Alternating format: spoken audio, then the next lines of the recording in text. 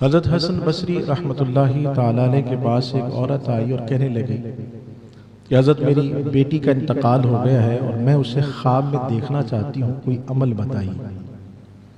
مختصر بات کرنی ہے، آپ نے عمل ارشاد فرمایا، انہوں نے وہ عمل کیا، بیٹی کو خواب میں دیکھا تو تکلیف میں دیکھا۔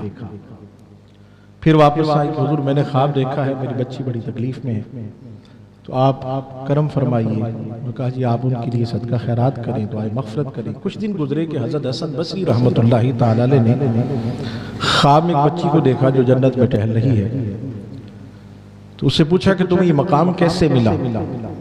اس بچی نے کہا کہ بابا جی آپ نے مجھے پہچانا نہیں، میری والدہ ہی تھی آپ کے پاس۔ کہا انہوں نے تو بتایا تھا کہ تمہیں اس نے تکلیف میں دیکھا ہے، تم تو جنت میں ٹہل رہی ہو۔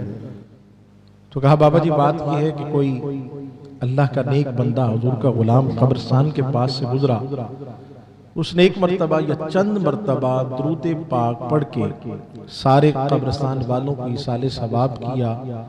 درود پاک کی برکت سے اللہ نے سارے قبرستان والوں کا عذاب اٹھا دیا ہے۔